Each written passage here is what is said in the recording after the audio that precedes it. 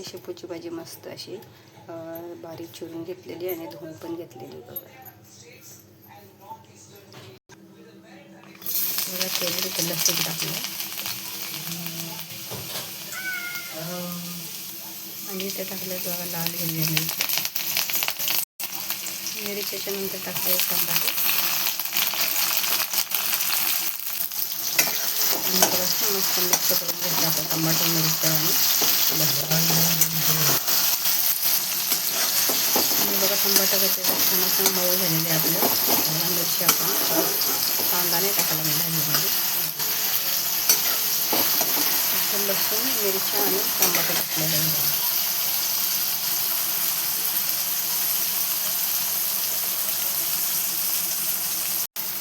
आणि बघा अशी भाजी टाकून घेतली सगळी.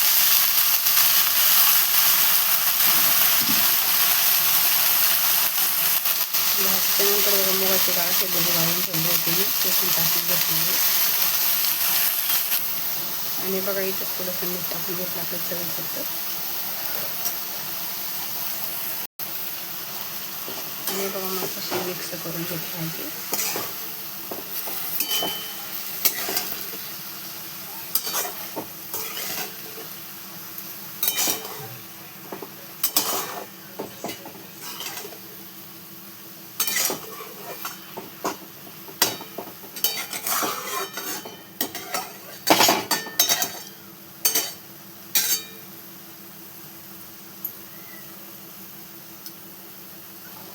आणि बघा अशी मस्त भाजी आपली मिक्स करून झालेली आहे. तर चला आपण झाकण ठेवू आपली डाळ शिजण्यासाठी. बघा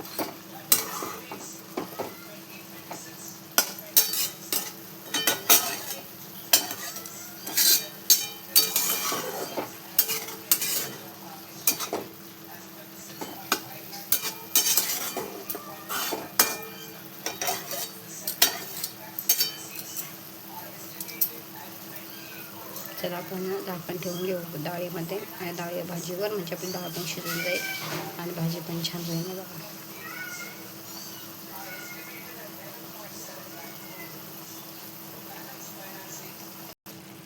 आणि बघा आपली भाजीला थोडंसं पाणी सुटलेलं मी झाकण ठेवून घेतलं होतं. हे बघा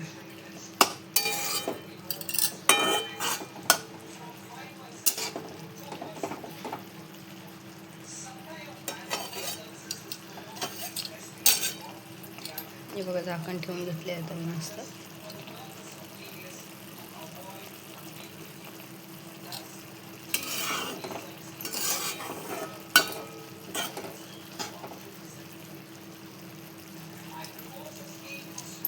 असे शेंगदाणे टाकून घेतलेले आहेत.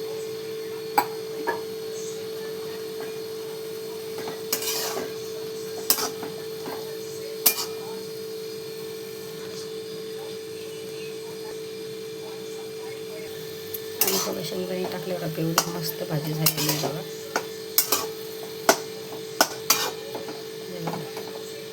मस्त अशी शेपूची भाजी झालेली आहे शेंगदाणे डाळ.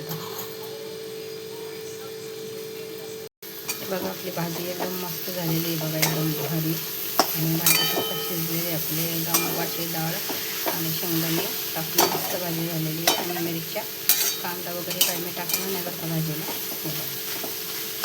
हिला कांद्याची भाजी आहे मस्त भाजी. तुम्ही बघा बाजूला चपात्या पण बनवते. तर आता आपण करूया गॅस अशी बंद.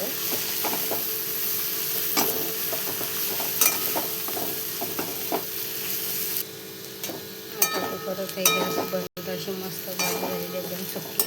बघा एकदम मस्त मोकळी मोकळी भाजी झालेली आहे. अशी सुकी झाली एवढी भारी तर होते ना शेपूची भाजी. मुगाची डाळ आणि शेंगदाण्याचा कूट टाकून एवढं मस्त झाली आहे.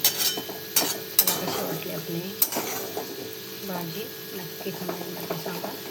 चला बाय बाय. लाईक करा, सबस्क्राईब करा आणि कमेंट करा.